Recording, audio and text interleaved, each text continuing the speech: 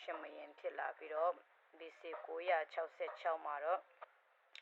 ဗိမာန်တော်ဒီဆောက်တာစတင်ပြီးဖြစ်ပါတယ် BC 959မှာကျတော့ဗိမာန်တော်ကြီးတိဆောက်လုပ်ပြီးသွားပြီးတော့မှ BC 930မှာ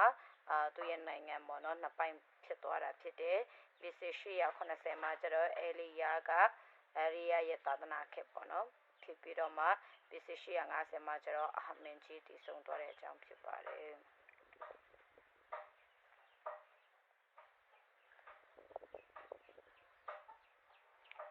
ဆိုတော့ဒီ first king က BC 980မှာပေါ့နော်ဒါဝိမင်းကြီးကအိုမင်းနေပြီးဆောလမွန်ကဘယင်တက်တော့မဲ့အချိန်ဖြစ်တယ် chapter 1မှာကဒါဝိကအသက်ကြီးပြီးတော့မှအာနေလာတယ်အတော်နီယာကိုယ်တိုင်ဘယင်ဖုကျူစားလာတယ်ဘောနော်သူသားကြီးအတော်နီယာကိုယ်တိုင်ပြီးရင်နာသန်နဲ့ဘတ်တရှိဘနှုတ်ကဆောလမွန်ကိုဘယင်ဖြစ်တင်မြောက်ဖို့ရန်အတွက်လာရောက်ပြောတယ် chapter 2မှာကျတော့ဒါဝိမင်းတည်ဆုံးတယ် BC 980မှာဆောလမွန်ကဘယင်ဖြစ်အာနာတည်မြဲလာတယ်အတော်နီယာနဲ့အန်ဒရဖြစ်စေနိုင်တဲ့သူတွေကိုဖယ်ရှားတယ်ပြန် chapter 3မှာကျတော့ဆောလမွန်ဘယင်ထာမညံတောင်းတဲ့ကလင်းအယောက်ရဲ့အမှုကိုဘောနော်စီရင်ပေးတယ် chapter 4မှာကျတော့ Israel နိုင်ငံငိမ်းချမ်းပြီးတော့မှကြီးပွားတယ် chapter 5မှာက Hiram နဲ့သဘောတူတဲ့တဲတော်တိဆောက်ဖို့ရန်အတွက်တစ်သားများရရှိတယ်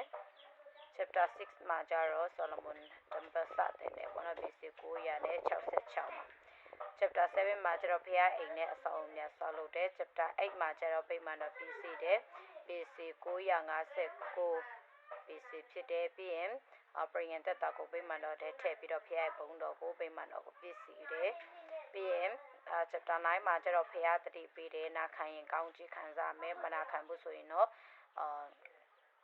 နိုင်ငံကြပဲပေါ့နော်နိုင်ငံကြရှုံးမယ် chapter 10မှာကျတော့ Queen of Sheba ပေါ့နော် Sheba မေဖျားဆောလမွန်မင်းကြီးစင်မှာညံကိုစမ်းသပ်ဖို့ရောက်လာခြင်းဖြစ်တယ် chapter 11မှာကျတော့ဆောလမွန်ကအခြားဖျားများနောက်ကိုလိုက်တယ်အခြားမိမများကြောင့်လမ်းလွဲသွားတယ်ပေါ့နော်ဖျားကနိုင်ငံကိုခွဲမယ်ဆိုတဲ့ဟာဆုံးဖြစ်တယ်ဆောလမွန်တည်ဆုံးနယ် BC 930မှာကျတော့ဆောလမွန်တည်ဆုံးသွားပြီဖြစ်တယ်chapter 12မှာကျတော့အလွန်ရေးကြည့်ရဟိုဘုံနဲ့ဂျေဟိုဘုံရီရောက်ပုံနဲ့ရီရောက်ပုံရီဟိုဘုံနဲ့ဘယ်နဲ့ရီရောက်ပုံနဲ့ရီဟိုဘုံနဲ့ဂျီရိုဘုံပေါ့နော်သူတို့နေရာနိုင်ငံနှစ်ပိုင်းကွဲသွားတယ်